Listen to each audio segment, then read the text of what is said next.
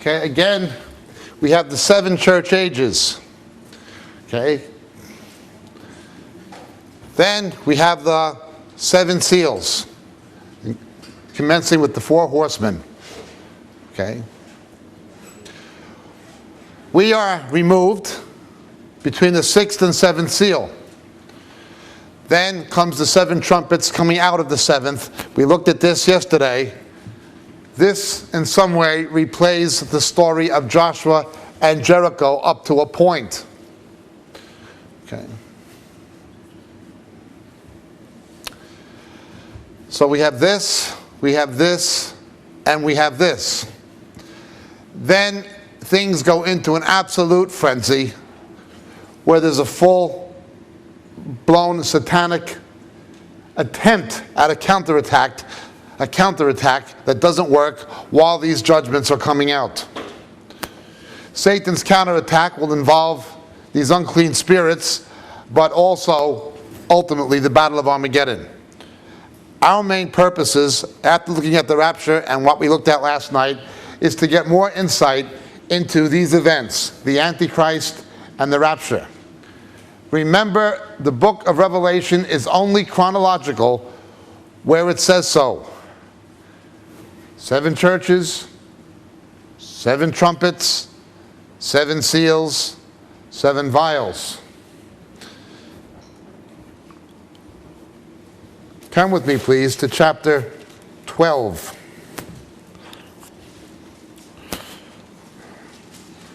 This now reverts back to the seals. Chapter 12 takes place during the time of the seals.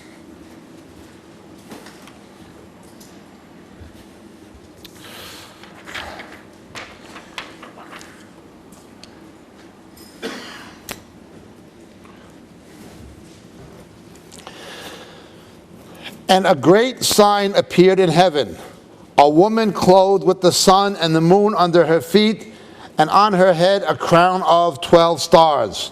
This is very closely approximates what Joseph saw, doesn't it? This woman obviously is identified with Israel because of the vision of Joseph.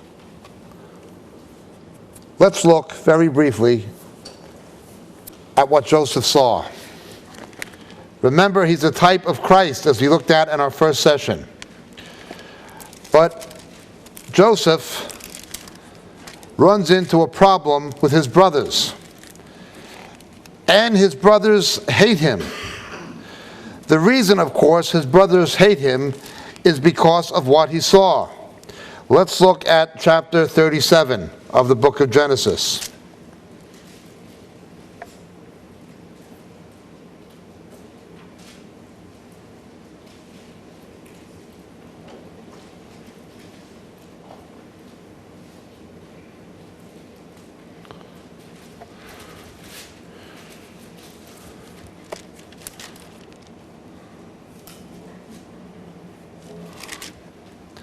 They say to him,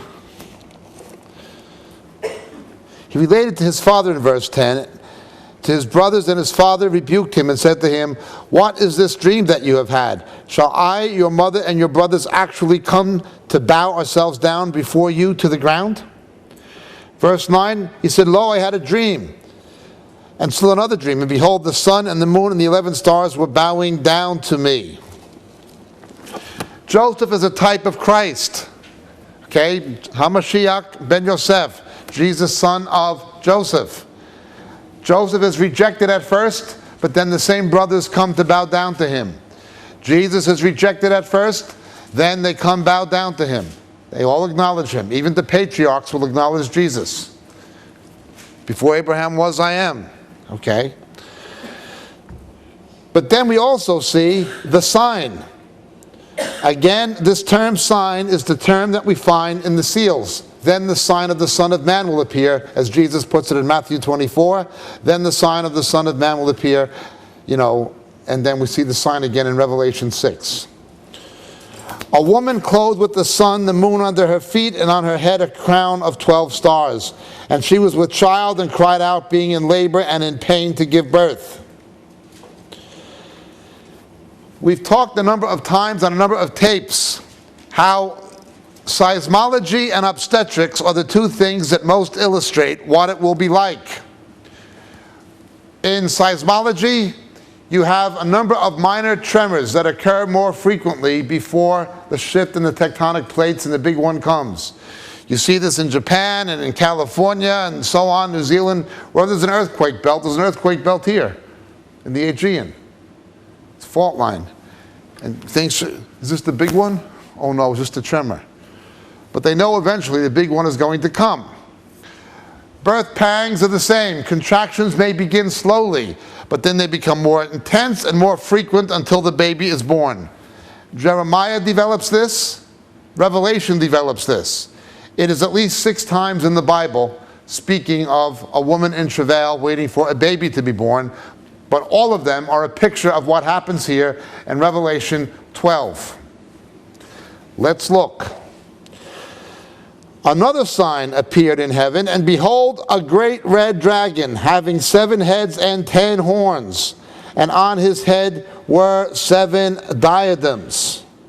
Now it begins to resemble the book of Daniel. Turn please back to Daniel. John begins to see what Daniel saw.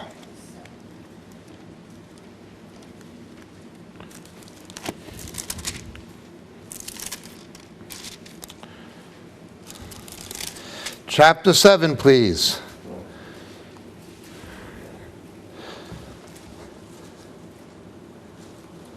Verse 7, after this I kept looking up in the night, and behold, the 4th beast, dreadful and terrifying, extremely strong. It had iron teeth. It devoured and crushed and trampled down the remainder with its feet, and was different from all the beasts that were before it. It had 10 horns. And while I was contemplating the horns, behold, another horn, a little one, came up between them. And 3 of the first horns were pulled out by the roots before it. And behold, this horn possessed eyes like the eyes of a man, and a mouth uttering great boasts. This, of course, points to Antichrist. And his tail swept away 1/3 of the stars of heaven, and threw them to the earth. What did we read again in Revelation chapter 6? What happens? The stars fell to the earth. This goes back, in other words, to the rapture.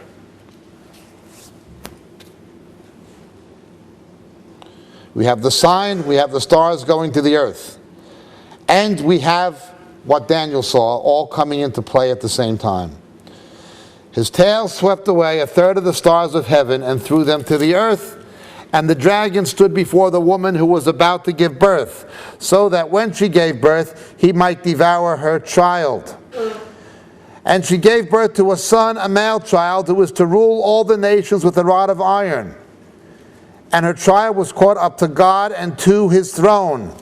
And the woman fled into the wilderness, where she had a place prepared by God, so that there she might be nourished for 1,260 days.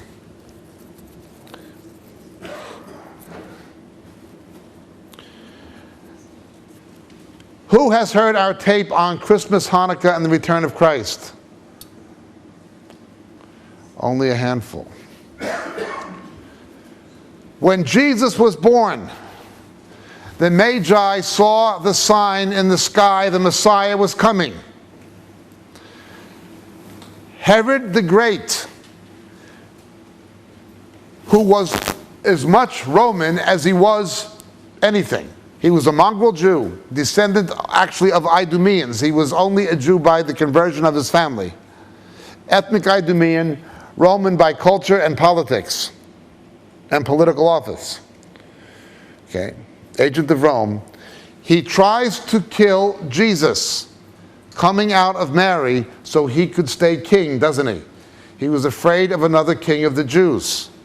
There was a sign, the king of the Jews is coming. He wants to keep power, so he tries to kill the baby coming out of the woman. Let's read.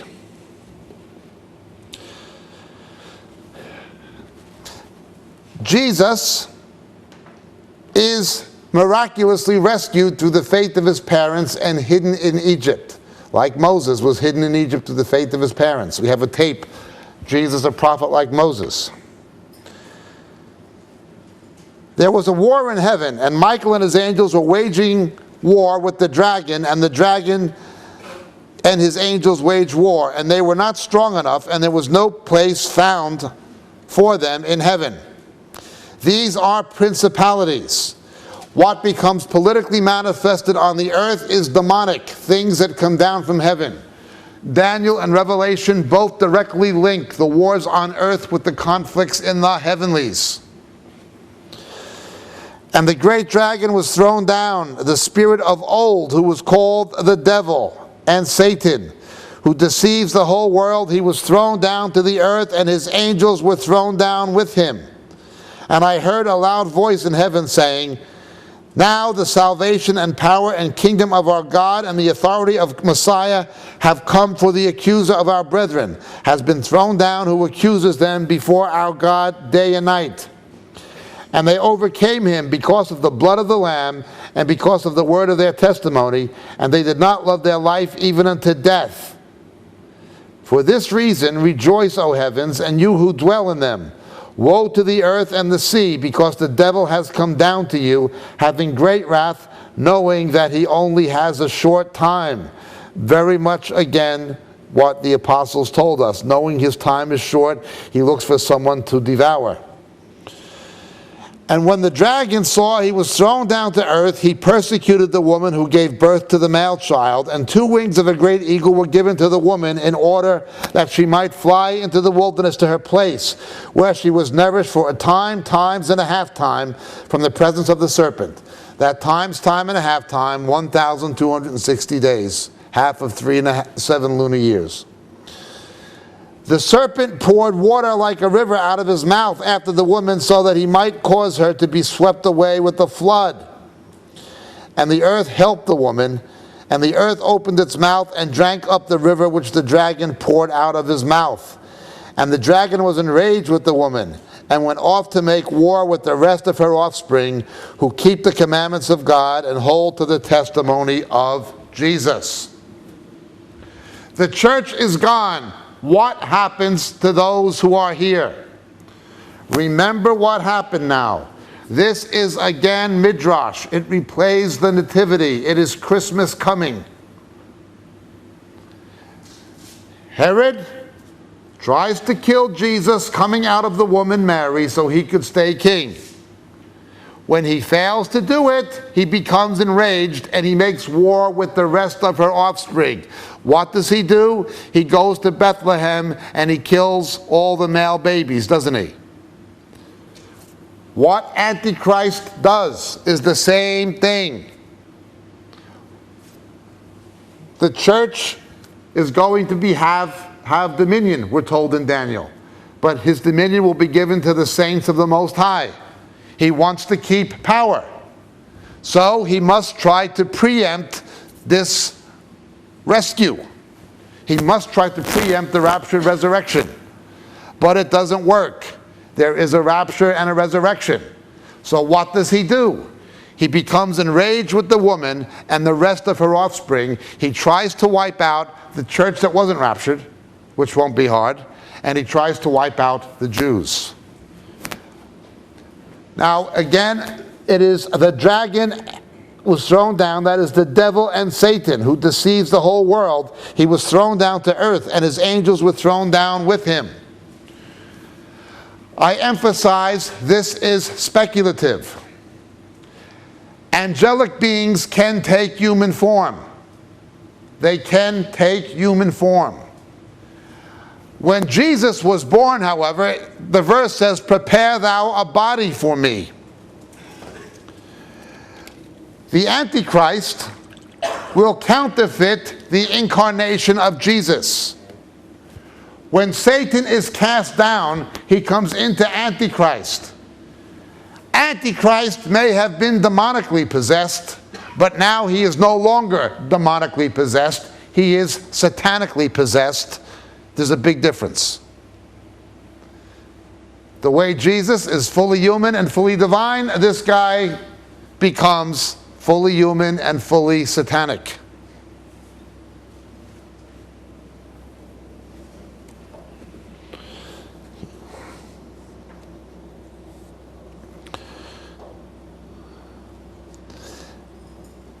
Now we read the serpent. Notice the connection between the serpent and the term who deceives the whole world. We've pointed out a number of times Satan has two modes of attack, the dragon and the serpent. Woe to those who dwell upon the earth, for the dragon and the serpent are cast down to you. Dragon is Satan the persecutor, serpent is Satan the seducer. The serpent beguiled the woman. You see not only persecution and opposition, but you see internal seduction. The serpent. Now let's look at this. It says, it is bad for those who dwell on the earth and who dwell on the sea. Why?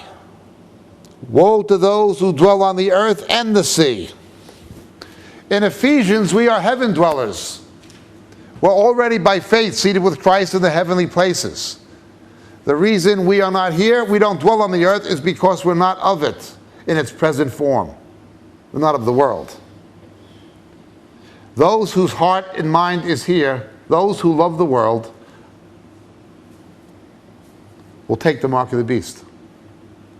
Only those who don't love the world. That is why in John's epistle, as we explain on the Antichrist tapes, when John talks about Antichrist, he prefaces it by saying, little children, love not the world. Those who love the world will take the mark of the beast. We might say this, those who will take the mark of the beast have taken it already in the attitude of their heart, because their hope ultimately is in this life, in this world. But why the earth and the sea? The earth has to do with Israel, the sea has to do with the nations, like in the Psalms. Why are the nations in an uproar? They gather against the Lord and his anointed, and they're described as a raging sea. Okay. Now you've got two beasts. One comes out of the earth, the other comes out of the sea. What does that suggest? That one of these two beasts will be a Jew in some way, maybe in the way Herod was. Not a real one, but a Jew, officially. And the other of the Gentile nations. There are people who have a problem with this, and I don't blame them for having a problem with this. But you'll go anywhere and you will see, we want Mashiach now. We want Mashiach now. The Hasidic Jews want Messiah to come. You see this in Antwerp, Belgium. You see it in Jerusalem and Tel Aviv. You see it in New York. You see it in London. You see it everywhere. We want Mashiach now. Who do you think they're going to follow? They are not going to follow a Korean or a Venezuelan or an Eskimo. Okay. Jesus said to them, if another comes in my name, him you will believe. The way they believed Bar Kokhba was the Messiah, they will believe Antichrist. They'll in some way trust him as a fellow Jew in some way. That is how he will deceive them. At least one of these beasts. Now let's look. That's the best I can see it. But let's look. Herod goes after Jesus. Doesn't get him. He's snatched away. So he goes after and kills the other babies. Antichrist goes after the raptured church. Doesn't happen. His body is taken away. The body of Christ is removed.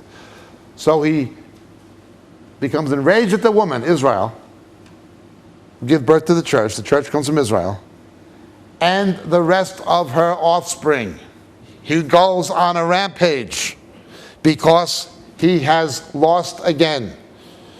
The first time he lost was the resurrection of Jesus. Now it's happened again. You understand? 3 strikes and you're out, as the Yanks put it. This guy is in trouble. So it's woe to the earth and woe to the sea. The following chapter, and again there's no chapter divisions in the Greek, begins in chapter 13. He stood on the sand of the seashore, and I saw a beast coming of the sea, having 10 horns and 7 heads, same as Daniel. And on his horns were 10 diadems, and on his head were blasphemous names. And the beast which I saw was like a leopard, and his feet were like those of a bear, his mouth like the mouth of a lion. And the dragon gave him his power, and his throne, and great authority.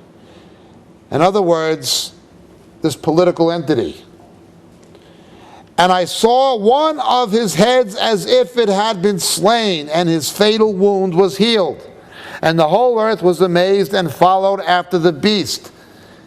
And they worshipped the dragon, because he gave his authority to the beast.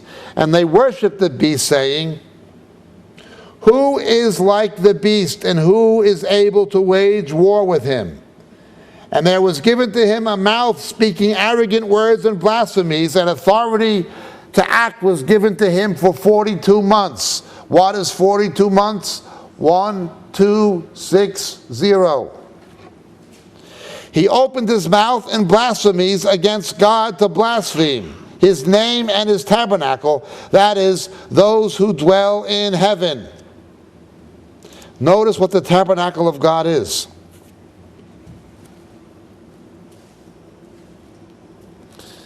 Those who dwell in heaven. And it was to him, given to him, to make war with the saints and to overcome them, and authority over every tribe and people and tongue and nation was given to him. And all who dwell on the earth will worship him, everyone whose name has not been written from the foundation of the world in the book of life of the Lamb who has been slain. If anyone has an ear, let him hear. If anyone is destined for captivity, to captivity he goes. If anyone kills with the sword he must be killed. Here is the perseverance and the faith of the saints. Okay. Now let's understand this. When they begin cloning humans, I don't mean natural clones like twins, I mean manufactured ones, in vitro. Where will the spirits come from? Fair question. Remember, nothing is new. But at some point in gestation, God puts a spirit, howbeit a dead one, into every fetus. Where will these people get their spirit? I'm not saying that is the answer to the problem. I'm simply saying it's a possible answer to the problem, and it is a frightening possibility, isn't it? They're already talking about manufacturing people for certain purposes. Now, what could be more of a slave than somebody manufactured? I don't mean bred. I mean IVF manufactured. I mean even put into a synthetic incubator that can facilitate embryonic growth through computer technology from an early point in gestation. Not possible now? Will it be possible in 10 years from now? I think yes, to some degree. I'm not saying this is it, I'm simply saying it is a possibility. But we are toying with things beyond the bounds God has set. He made them according to their mean, according to their kind. Once you begin transmutating DNA across the genus barrier, you're going beyond the limits God set in the creation. Let's look at this now.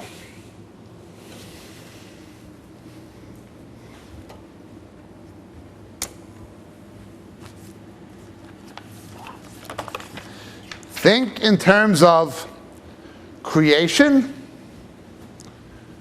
new creation, recreation. What book of the Bible deals with new creation? John's Gospel. Who wrote the book of Revelation? John. So the same apostle who writes about the new creation writes about the recreation. Okay? God declares the end from the beginning. Jesus is the Alpha and Omega. We link John's Gospel with Proverbs 8. Genesis and John's Gospel are linked together by Proverbs chapter 8. Okay? So too, Paul's epistles like Thessalonians link new creation with the recreation. These themes become more and more introduced from here on. Alpha and Omega. Genesis, Revelation.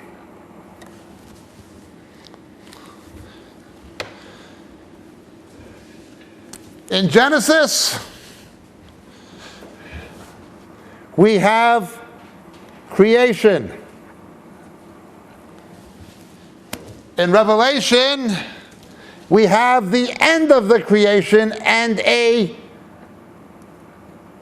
recreation.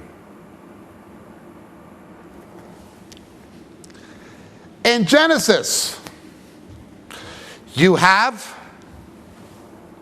Joseph's vision with the sun, moon, stars. Revelation, you have John's vision. Sun, moon, stars. In Genesis, you have a dragon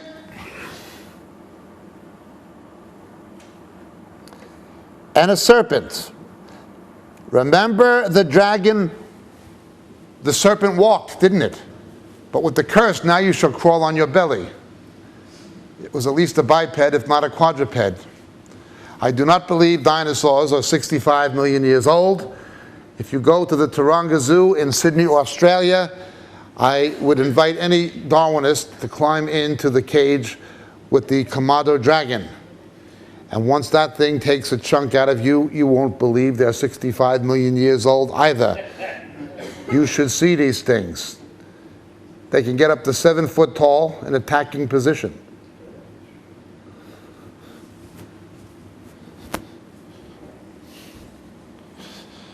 So you have the dragon and the serpent in Genesis. You have the dragon and the serpent in Revelation. Every culture, from China to Mexico, people with no contact with each other. Here in the Middle East, they all had dragons, didn't they? They all had dragons. They just became extinct.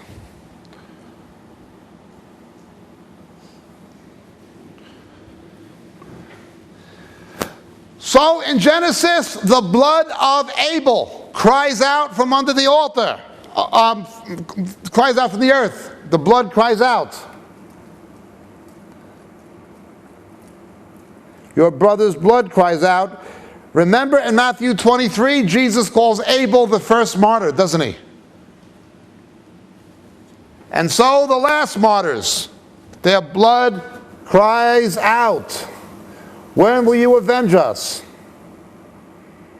The blood of the martyrs cries out.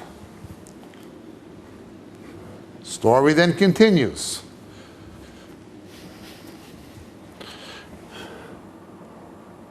Okay. In the book of Genesis, you have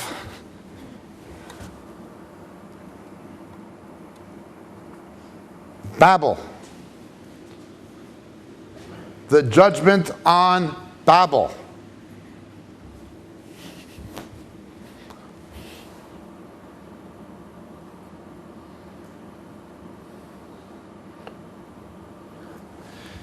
In Revelation chapter 17, fallen is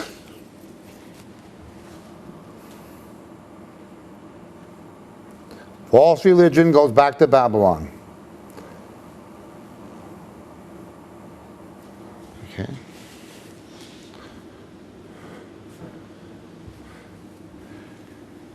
In Genesis, you have the woman and the seed of the woman.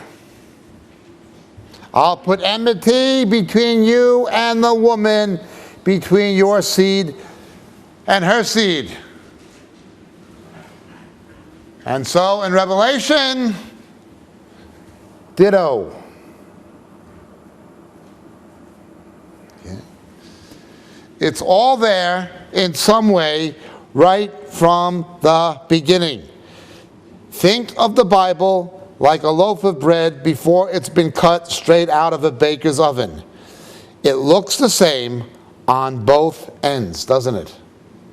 A loaf of bread, before you cut it up, looks the same on both ends.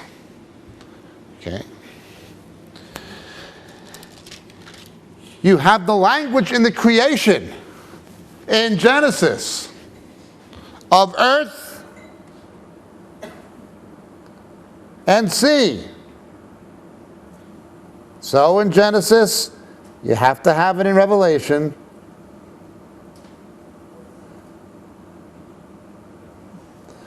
The earth, the waters. Okay.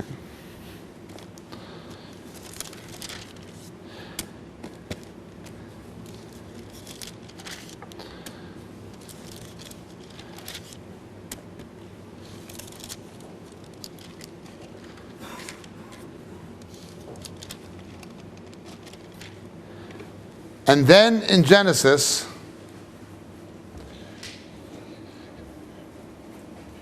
you have a series of climatic, biological, and terrestrial changes. It begins with the fall of man, when longevity is reduced.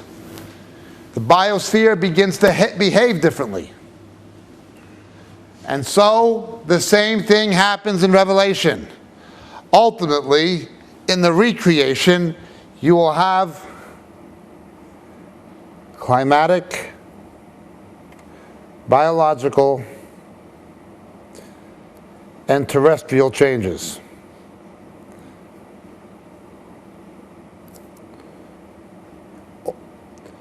I think things that we see now, like global warming and things like this, these are only hints of what is to come. There will be major changes. Only in Genesis, because of sin, longevity was reduced. Bioentropy came as a result of sin. Then it accelerated after the flood. But antediluvian man, before the flood, those people actually did to live to be hundreds of years old.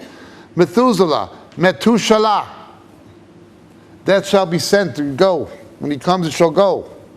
It's a strange name in Hebrew.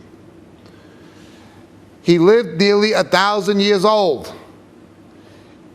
After these changes take place in Revelation, the same thing will happen. People will actually live to be those ages again. Death was never God's idea. Okay. How could you have accommodated all these people? Metabolism was much slower. Today, everything kills us. If you stop breathing, you will die. You will suffocate. However, if you breathe, you will also die. Every breath we take, we are killing ourselves. I pointed this out on the thanatology tapes. We know when something is being oxidized, something else is being reduced. Every breath you take is a step closer to giving up the ghost. However, if you don't take the breath, you'll give up the ghost even faster. Why should breathing kill us? Well, we have to get more exercise. That is true, but that requires fuel. So for our metabolism to convert the carbon into energy, that requires oxygen. You get exercise, you'll die. You don't get exercise, you'll die. Only question is, which is going to kill you faster? One way or another, we have bioentropy. When something's oxidized, something else is reduced, and there's nobody can do anything about it except God. Fallen man thinks he can, but it won't work. It was not supposed to be like this. But in the millennium, it'll be reversed. We will not have bioentropy. Breathing and eating and exercising won't kill you. Everything we do, even breathing, kills us. We're doomed. It's because of sin. Okay? The first way to understand the book of Revelation is from a literary viewpoint. Think of the loaf of bread straight out of the baker's oven that looks the same on both ends. Genesis and Revelation go together. They have counterparts. The major themes have counterparts. Okay? In Genesis, you have God's election of Israel. Okay? In Revelation 16, you have God's salvation of Israel. Always going to be the same thing. Now, Satan knows this.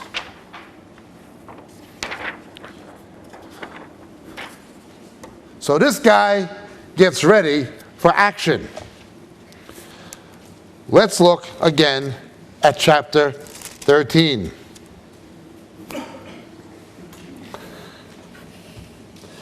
Verse 11, I saw another beast coming out of the earth. He had 2 horns like a lamb, and he spoke as a dragon.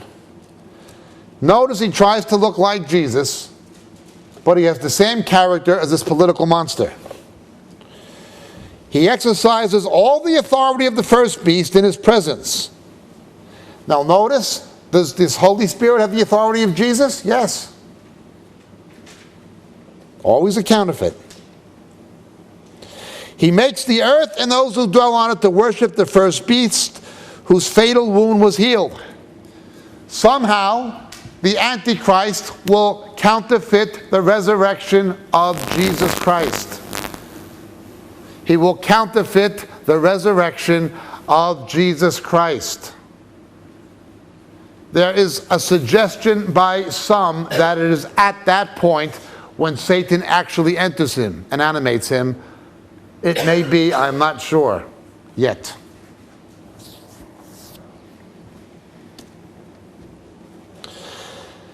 And he performs great signs so that he even makes fire come down out of heaven to the earth in the presence of men. Again, astral phenomena. We warned about that. And he deceives those who dwell on the earth because of the sign which it was given to perform in the presence of the beast, telling those who dwell on the earth to make an image to the beast who had the wound of the sword and has come to life. And there was given to him breath. He gave breath to the image of the beast, that the image of the beast might even speak and cause as many as do not worship the image of the beast to be killed. And he causes all, the small, the great, the rich, the poor, the free men and slaves, he got them again, to be given a mark on their right hand or on their forehead. And he provides no one should be able to buy or sell except the one who has the mark, either the name of the beast or the number of his name. Here is wisdom. Now again, if we're not here, who's going to have wisdom? Let him who has understanding calculate the number of the beast, for the number is that of a man, and his number is 666. There is slight confusion in some manuscripts saying 616. Wherever you see something about the Antichrist, there's always confusion. Okay? It takes wisdom to figure this out. In other words, it will not be that obvious at first. By the time it becomes obvious, it is too late.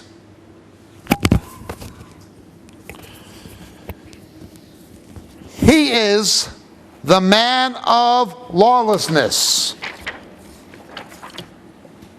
I've explained this before. We'll go through it again quickly.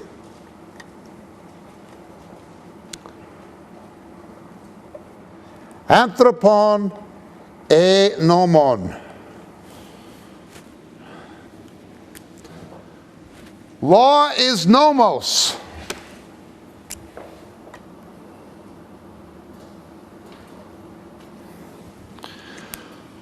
Paul tells us in 1 Corinthians 9 that when someone is born again, they go out from under the law of Moses, which teaches about our fallen nature through the example of the Jews, and they come under the law of Christ.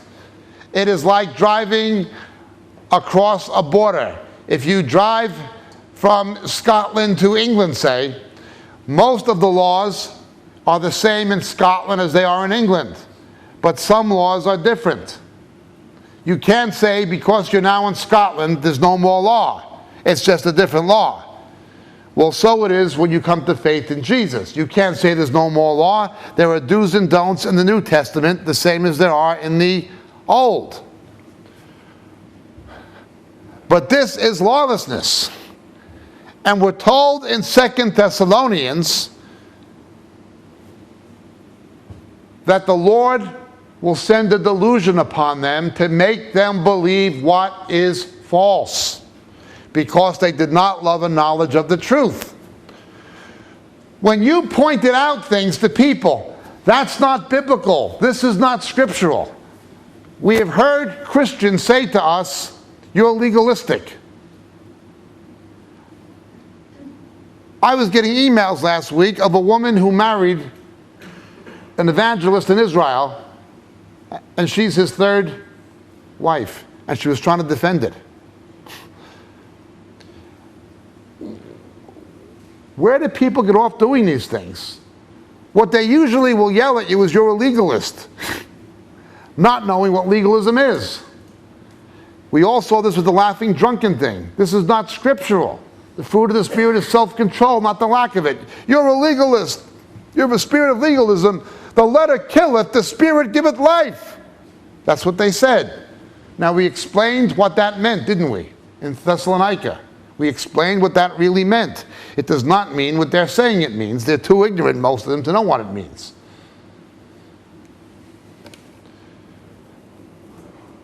When this gets into the church, you got a problem. We're told in Daniel, he will think to change the times and the law. And they will be given into his hand for 2 times a time and a half time.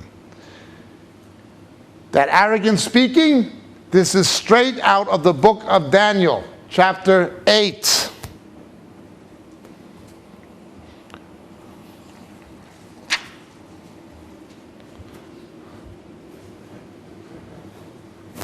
Turn, please, to the book of Daniel.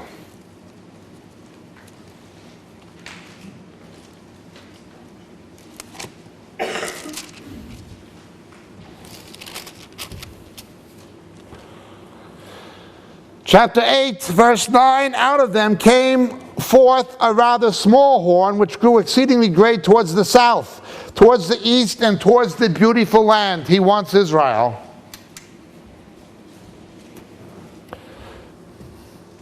Interestingly, not to the west. And it grew up to the hosts of heaven, and caused some of the host and some of the stars to fall to earth, and trampled them down. There it is again, same as Revelation 6, same as Revelation 12. It even magnified itself to be equal with the commander of the host, and it removed the regular sacrifices from him, and the place of his sanctuary was thrown down. And on account of transgression, the host will be given over to the horn along with the regular sacrifice, and it will fling truth to the ground and perform its will and prosper. Then I heard a holy one speaking, and another holy one said to that particular one who was speaking, how long will the vision about the regular sacrifice apply when the transgression causes horror, so as to allow both the holy place and the host to be trampled? And he said to me, 2,300 evenings and mornings, and then the holy place will be properly restored.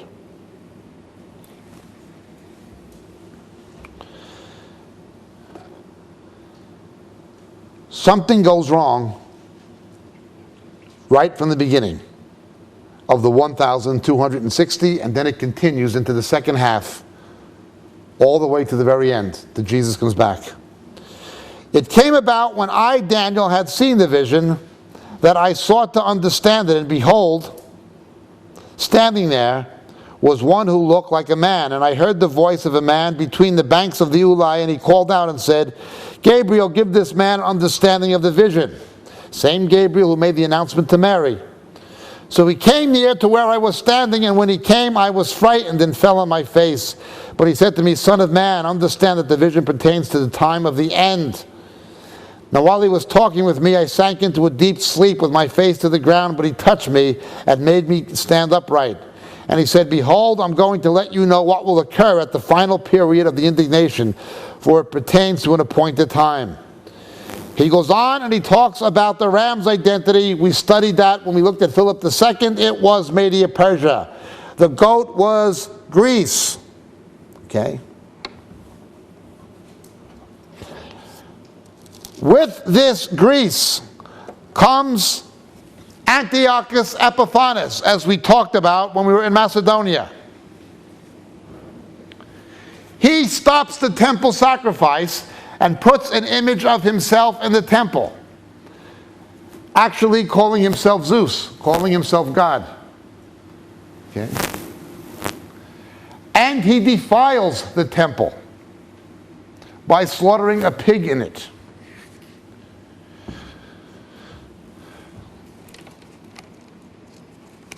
He goes on doing these things, and the Maccabees oppose him.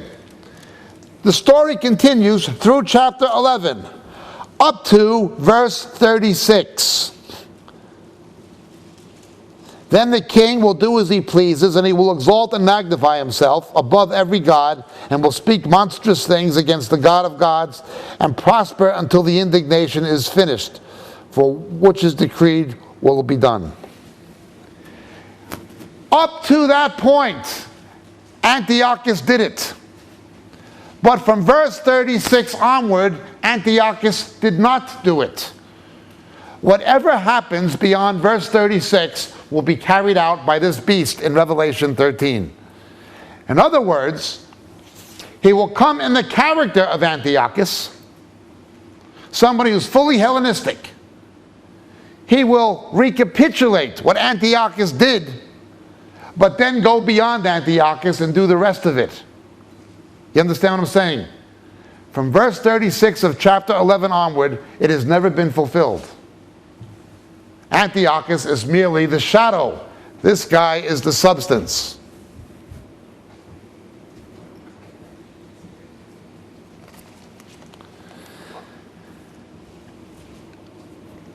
Now, so far in chapters 12 and 13, two figures will automatically spring to mind. We've looked at both of them. One is Caesar Augustus. Did you see his statue in Athens in the museum? He was the first emperor deified in his lifetime. What did he do when Jesus was born? He counted the people. He numbered the people to have economic control of the known world. Antichrist will do the same thing. He'll be deified the way Caesar Augustus was deified by the Roman Senate. He will be politically deified by Europe. Now notice they worship the dragon. They worship the system. Somebody was actually accused of blaspheming Europe last year.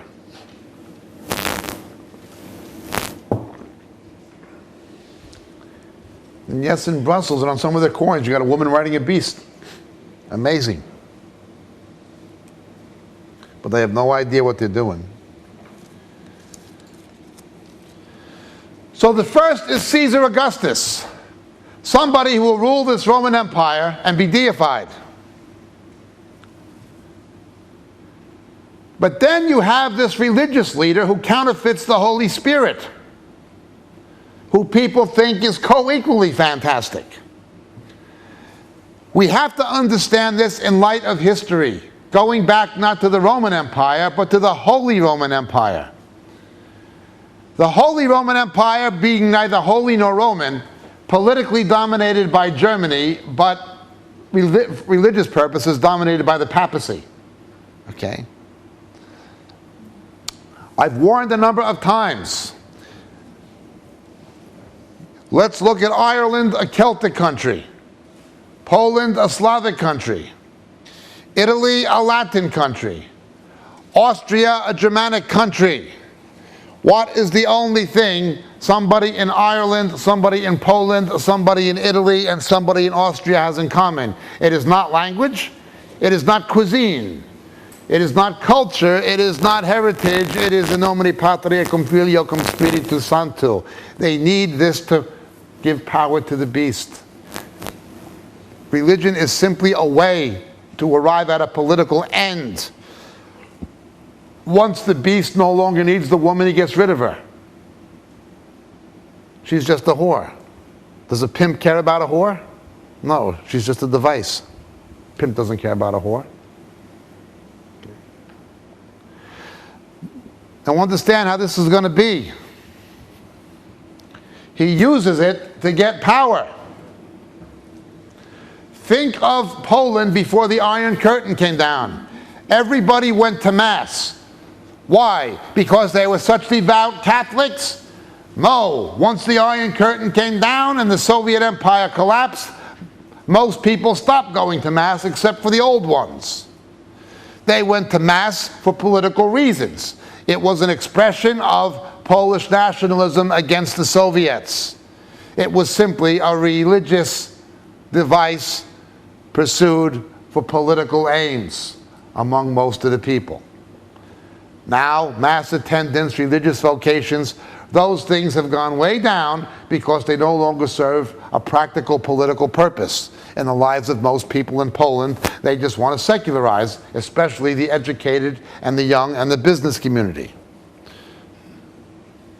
It'll be like that, only on a much, much bigger scale. Already, the Vatican cannot get the mention of God into its constitution of Europe, into the European Constitution. Now, the Brussels bureaucrats have no interest in getting God into the Constitution, but they have an interest in getting religion into the Constitution. You understand? They have a disinterest in God, but a big interest in religion, because it serves a political aim. So the second figure these chapters talk about is Herod. And then, finally, Antiochus. We have three figures now typifying the Antichrist. Antiochus, Herod, and Caesar Augustus, the emperor worship. Bearing in mind the Pope's title, Pontificus Maximus, was also the title of the emperor. The kissing of the ring, the whole bit.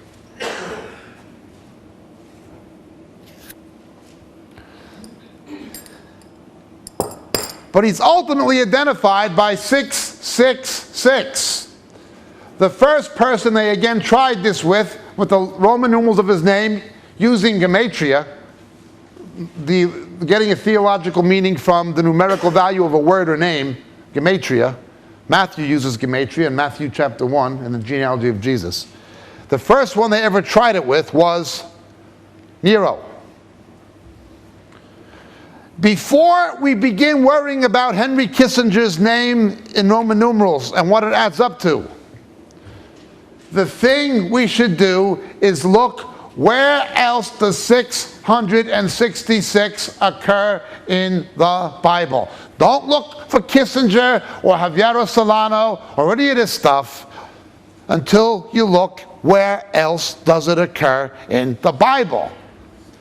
Well, it occurs a lot of places in the Bible, in one form or another. Sometimes it is cloaked in the original Hebrew or Aramaic.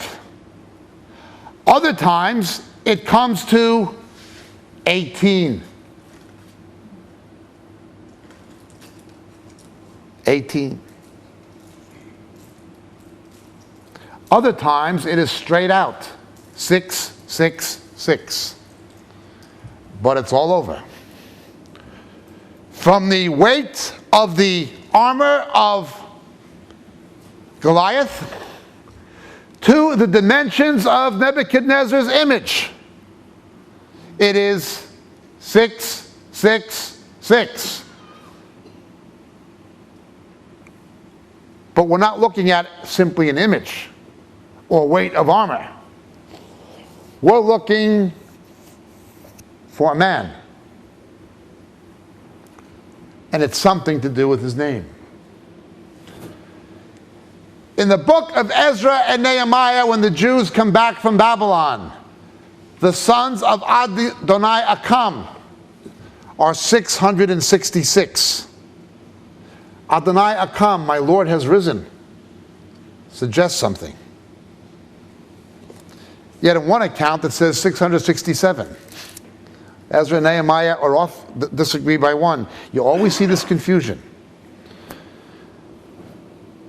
But who else is identified with 666? If you heard the Antichrist tapes, you know there's a very important person in the Bible who seems to be very much what Daniel described. He knows the words of the wise and their riddles. The Hebrew word Hetaim. He knew mysteries. He knew the words of the wise and their riddles. And Daniel tells us the Antichrist will know the words of the wise and their riddles.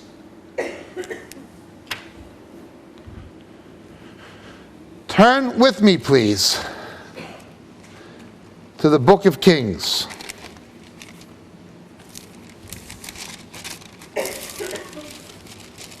First Kings.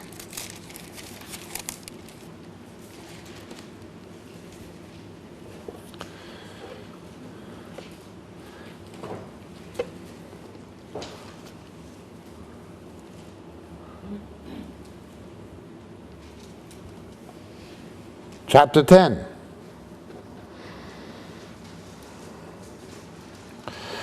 We have a woman called Sheva, the queen of Sheba. Now in Luke's gospel, Jesus speaks of the queen of Sheba as a type of the Gentile church, doesn't he?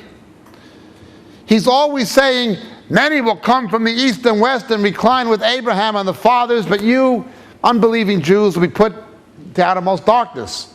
Only the believing Jews won't be. Sheva came to hear the wisdom of Shlomo HaMelech. But I tell you, someone greater than Shlomo HaMelech, greater than Solomon, is here.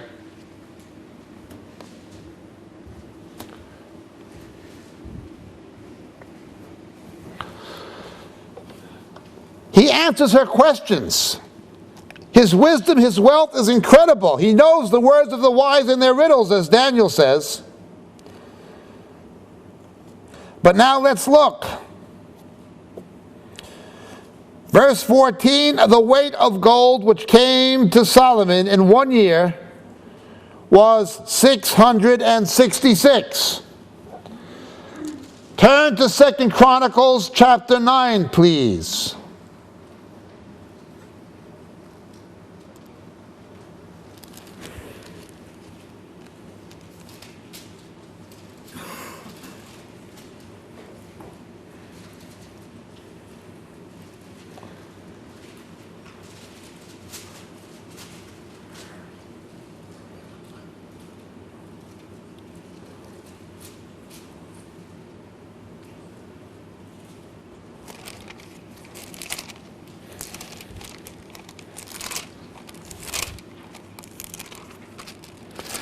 Same story. Malki Sheva comes.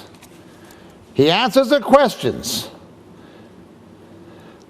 Now the weight of gold which came to Solomon in 1 year was 666.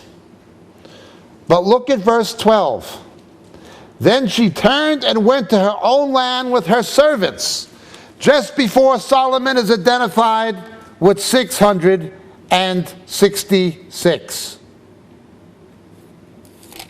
Okay.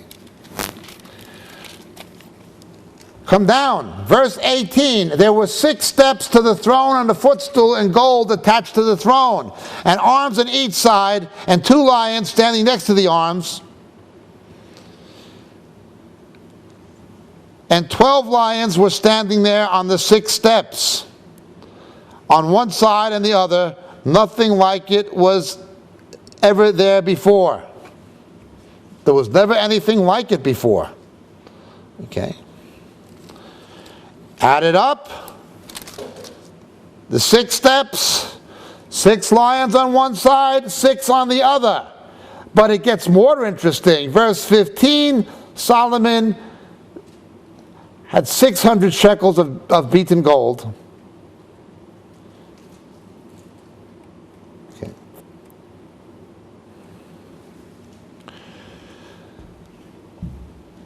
Whenever you have 606 and then another 6, it's always alluding to this. Same as you have wordplay in Scripture, you have number play.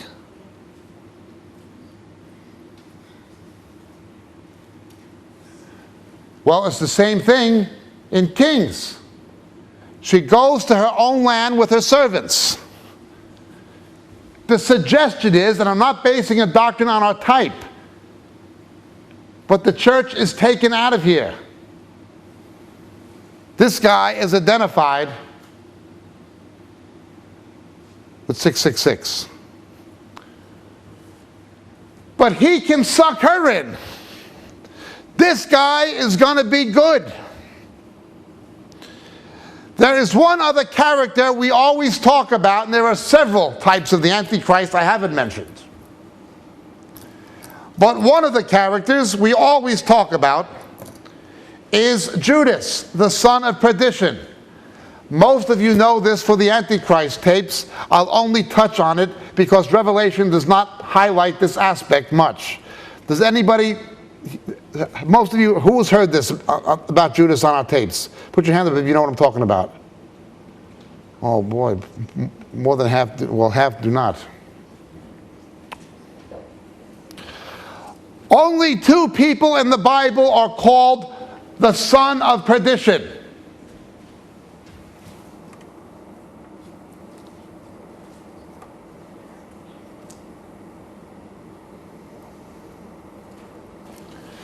Only 2 people in the Bible are satanically possessed. Not demon possessed, but Satan possessed.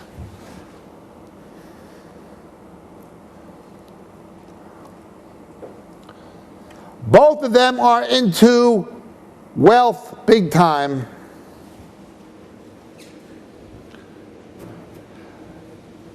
In John's gospel, John's epistle rather, same John who wrote Revelation, when he describes Antichrist, he describes Antichrist in the character of who?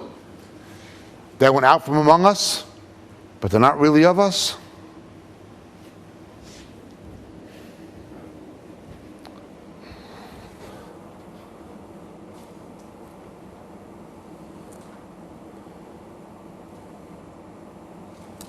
Son of perdition, Satan possessed. Went out from among us, not really of us. This, of course, is Judas Iscariot. Now remember Judas. Lord, is it I? Lord, is it I? The apostles did not know who he was until Jesus revealed him. If somebody can't see through a Joyce Meyer or a Benny Hinn or a Kenneth Copeland, they will never see through this. If you can't see through Colin Dye and the Elam movement, if you can't see through obvious heretics and false teachers, they'll never see through this guy. Lord, is it I? Lord, is it I?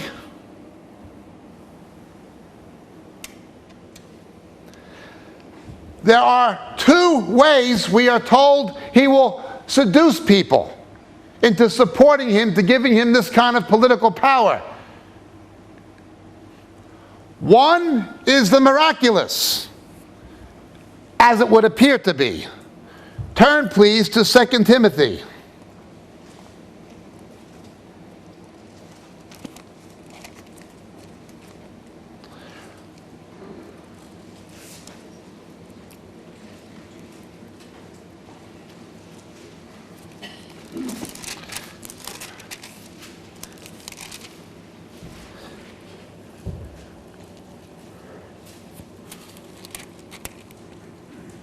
Chapter 3, he talks about the last days.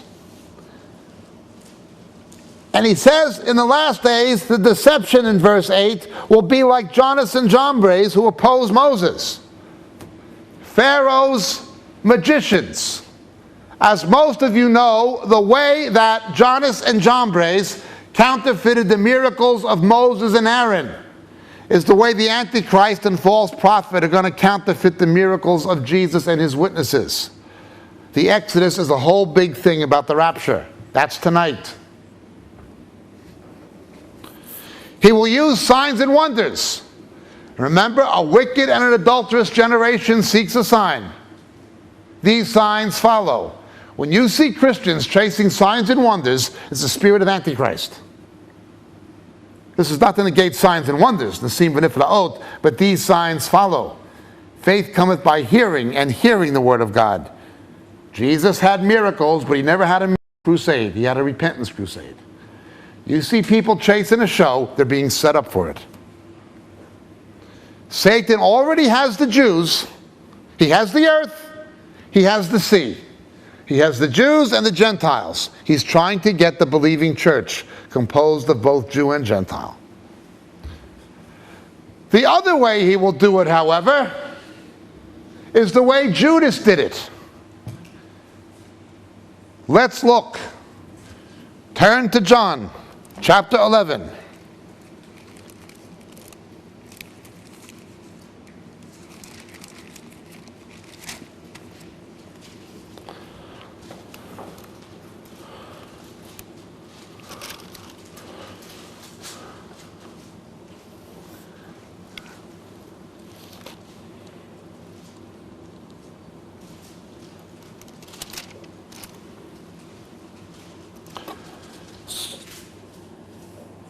Chapter 12.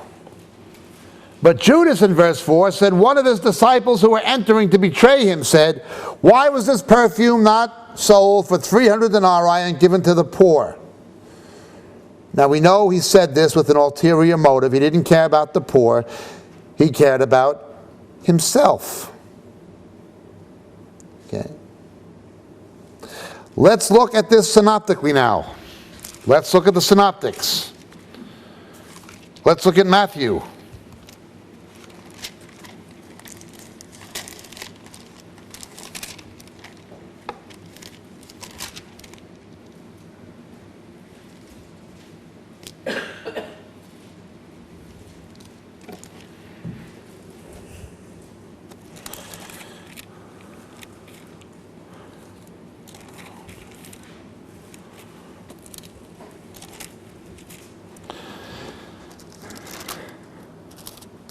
In Matthew chapter 23, Jesus talks about the religious corruption of the Pharisees. He talks about the corruption of the organized religious establishment. And in it, he makes it clear that these people really don't care about the poor. Everything they do in terms of religious practice, or everything they do with tithing or something like this, especially in verse 25 and so forth, they do these things with a self-serving motive. Religious people have their own agenda, and they will look very humanitarian and religious about doing it. But with Judas, it becomes different. What he warns about in Matthew 23 now gets in among his own disciples. this self-serving motive. Let's look at Mark.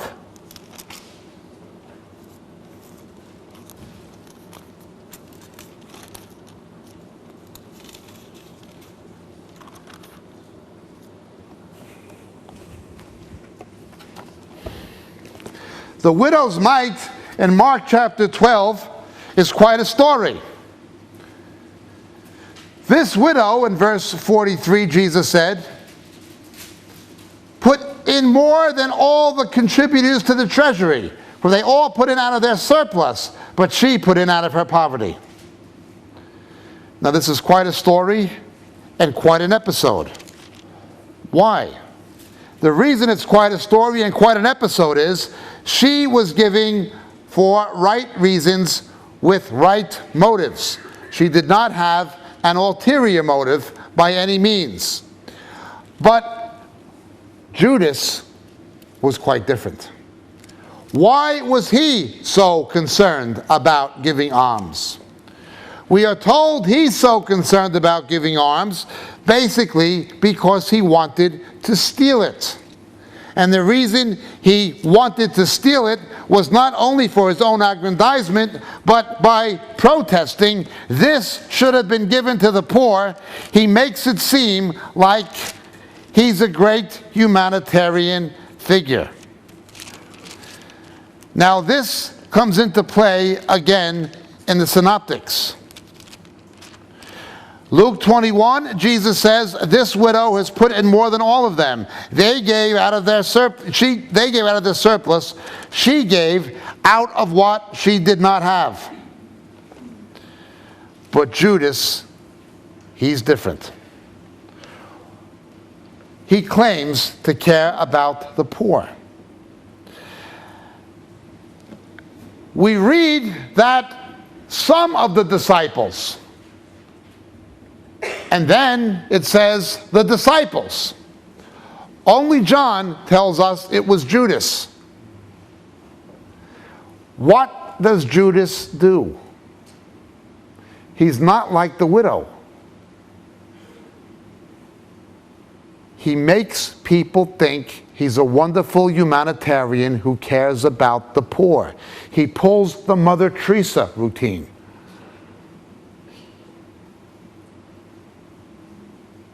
How can you say anything bad about Mother Teresa? I'm only quoting Mother Teresa. She said she doesn't give these people the gospel. When she got the Nobel Prize, she said she makes them better Hindus and better Muslims. Go to hell, go directly to hell. Do not pass go, do not collect $200. If you can't see through her, they'll never see through this guy. He will do the miraculous, what appears to be miraculous, but he'll do it in the power of Satan, as Jannes and Jambres did. Him and the other beast, who will work the miracles in his presence. Secondly, he will seem to be such a wonderful, tremendous humanitarian, nobody would be able to imagine him being wicked. There is much more to the social gospel than being social. I've warned about organizations that began as evangelical, like World Vision, like Christian Aid, but are no longer, by biblical definition, Christian. They no longer preach the gospel. They're simply social welfare organizations with a social gospel that have no power of salvation. The attitude God wants is the one of the widow's mite. Now, if you're going to take the widow's mite, you should be willing to live like her. Of course, the money preachers don't. Judas is not featured strongly in Revelation, but he helps us to understand how this beast is going to delude people. They will all wonder after him. Isn't he marvelous? Isn't he fantastic? Now remember, they didn't know who Judas was. Lord, is it I? Lord, is it I? Not until Jesus reveals him at the Last Supper do they know who he is. This corresponds to what we read in Matthew 24. Who is the good and faithful servant who gives the proper food at the proper time? It was during the final feeding that people knew who he was. Not until the final feeding of the church, before the body is given up and betrayed, will we know who this guy is. He's going to be too good. The world will not have a chance to recognize him simply because Christians won't recognize him until Jesus reveals him. Think of Solomon, somebody with that kind of wisdom, somebody like Solomon who built the temple. What did Solomon do? Solomon built the temple. Look at chapter 11, verse 1. There was given to me a measuring rod like a staff. And someone said, rise and measure the temple of God and the altar and those who worship in it. And leave out the court which is outside the temple. Do not measure it, for it's been given to the nations. They will tread it underfoot, the holy city, for 42 months. It is on the earth now. This is not in heaven. This is the tribulational temple. Solomon is associated with the temple. Yes? Revelation 11:1. Solomon associated with the temple, isn't he? Antiochus Epiphanes, the temple. Herod the Great, that's why they call him the Great, not because he was a great guy. He expanded Zerubbabel's temple to impress the Romans. He took Ezekiel's vision of the millennial temple, combined it with Greco-Roman architecture, built a retaining wall around it, which the Wailing Wall is the western retaining wall, and he made this architectural marvel. Hence they call him Herod the Great. Antiochus, Herod, Solomon, all associated with the temple. Solomon then goes into being a reprobate, into idolatry, doesn't he? Now, the Antichrist to come then diverts from Solomon. Solomon loved women. This guy won't care about that. Yeah. Nonetheless, that's the kind of person we're dealing with. Somebody who is virtually unidentifiable. He looks too good and too positive to too many people, including Christians, including saved Christians, including sincere Christians. Not until we know who he is. Not until the faithful church know who this guy is for sure. Paul tells us, Jesus tells us. Not until we know who this guy is can we get out of here. The rapture, resurrection cannot possibly take place until this person is identified. There are many antichrists. Many. That's the problem. But these two guys at the end, we're talking about a very, very unique piece of work. Somebody very, very unique. We must be able to tell who this is. Others will eventually know. The Jews will eventually know. But by the time they know, it will be too late. We are not to be caught off guard. We have to know before it is too late. And Jesus will show us.